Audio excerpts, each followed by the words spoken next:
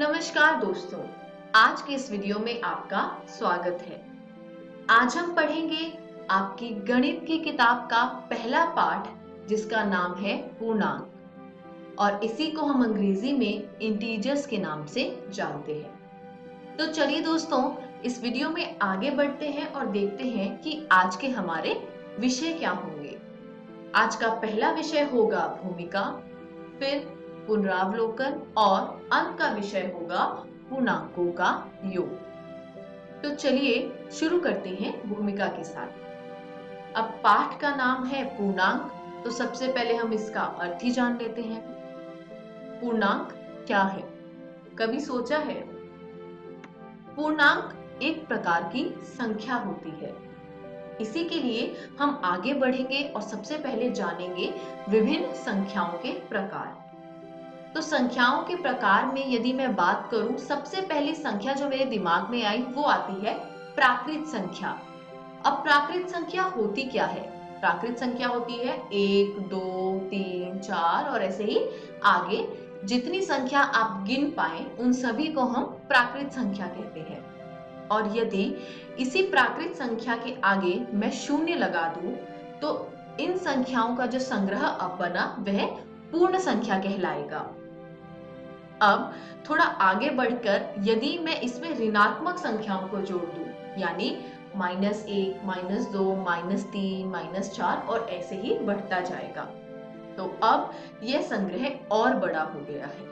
और पूर्ण संख्या और ऋणात्मक संख्या को जब आप मिला देते हैं तो आपको प्राप्त होता है पूर्णांक। यानी पूर्णांकों में पूर्ण संख्या भी आती है, प्राकृत संख्या भी आती है और ऋणात्मक संख्या भी आती है। ये पूरा संग्रह जो है वो पूर्णांक कहलाता है। अब चलिए आगे बढ़ते हैं और देखते हैं पूर्णांकों के प्रकार। अब संख्या रेखा को तो सभी ने देखा होगा, देखा है तो बहुत बढ़िया और नहीं देखा तो आइए दिखाती हूँ। आपके सामने संख्या रेखा बनाई गई है जिसमें बीच में शून्य है। अब जब आप इस संख्या रेखा में दाहिनी ओर जाएंगे तो आपको कुछ संख्याएं जो प्राप्त होंगी वो किस प्रकार की होंगी? 1, 2 और 3। इन सभी पूर्णांकों को हम धनात्मक पूर्णांक कहते हैं। क्यों? क्योंकि इनके आगे कोई चिन्ह नहीं है तो हम मान लेते हैं कि इनके आगे प्लस का चिन्ह होगा। अब यदि इसी संख्या रेखा में मैं शून्य के बाईं ओर चलूं तो मुझे जो संख्याएं प्राप्त होंगी वो होगी -1, -2 और -3। इन सभी पूर्णांकों को हम ऋणात्मक पूर्णांक कहते हैं। क्यों? क्योंकि इन सभी के आगे ऋणात्मक यानी माइनस का चिन्ह है। अब बीच में बचती है एक संख्या शून्य।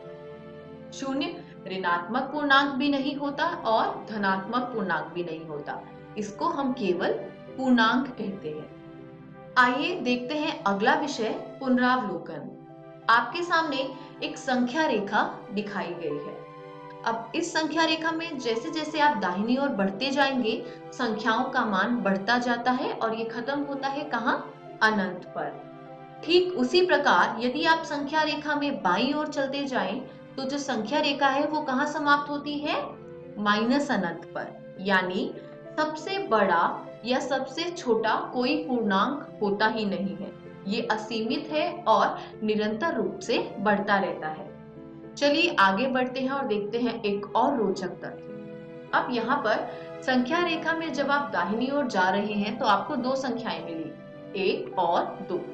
एक बाईं ओर है और 2 दाईं ओर है और एक 2 से छोटा भी है। तो यहाँ हमने देखा कि संख्या रेखा में जब भी आप दो संख्याओं को लेते हैं तो बाईं ओर वाली संख्या छोटी होती है और दाईं ओर वाली संख्या बड़ी होती है। ठीक उसी प्रकार आप यहाँ भी देख सकते हैं, जब आप संख्या रेखा में बाईं ओर गए तो दो संख्याएं देखी होंगी, -2 और -1। बाईं ओर संख्या थी -2 और दाईं ओर थी -1, यानी -2 जो है वो छोटा है, आप सभी जानते हैं। तो यह तथ्य जो है वो प्रमाणित होता है कि संख्या रेखा पर स्थित कोई पूर्णांक अपने बाईं ओर की सभी पूर्णांकों से बड़ा होता है। आगे बढ़ते हैं, देखते हैं एक और रोचक तथ्य कि जब आप दो संख्याओं की बात करते हैं और वो संख्याएं जो होती हैं उनके बीच में कोई भी दूसरा पूर्णांक नहीं पाया जाएगा। जैसे कि हमने यहाँ पे क्रमिक पूर्णांकों की बात की थी 2 और 3, तो इनके बीच में कोई भी पूर्णांक नहीं होगा। परिमेय संख्या होना तो संभव है, उसके बारे में हम आगे पढ़ेंगे। चलिए बढ़ते हैं अगले विषय की ओर और देखते हैं पूर्णांकों का योग। पूर्णांकों के योग में सबसे पहले हम देखेंगे दो धनात्मक पूर्णांकों का योग, फिर हम जानेंगे दो ऋणात्मक पूर्णांकों का योग और सबसे आखिर में हम देखेंगे कि एक धनात्मक संख्या और एक ऋणात्मक संख्या, ऐसे दो पूर्णांकों का योग।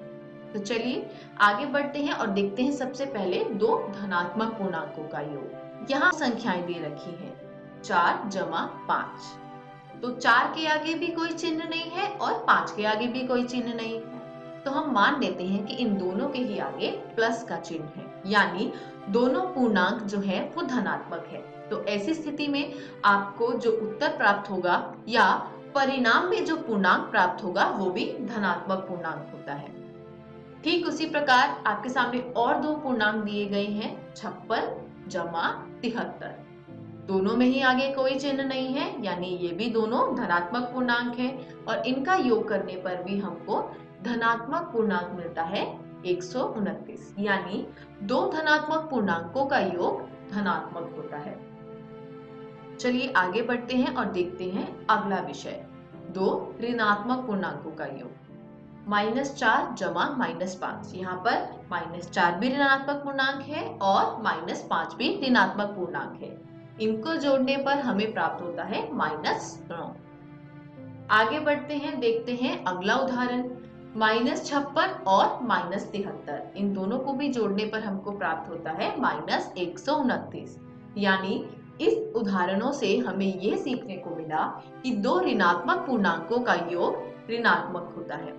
चलिए आगे बढ़ते हैं और देखते हैं अगला विषय कि एक धनात्मक और एक ऋणात्मक पूर्णांकों का योग किस प्रकार प्राप्त किया जाता है। आपके सामने दो संख्याएं दी गई हैं, -4 और 5।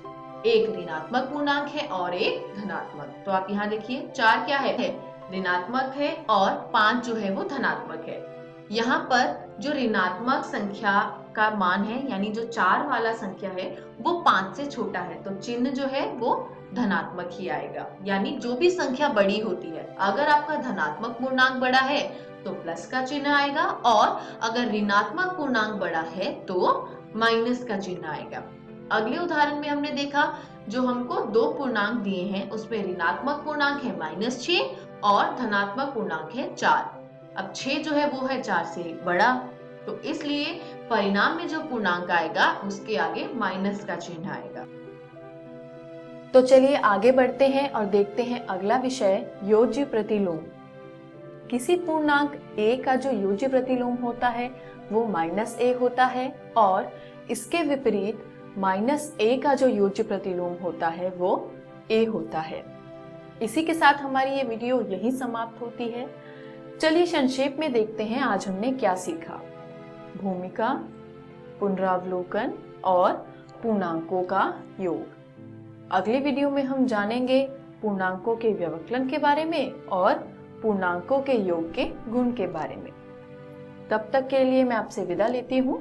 घर जाइए, प्रश्नावली 1.1 में दिए गए प्रश्नों का निरंतर अभ्यास कीजिए।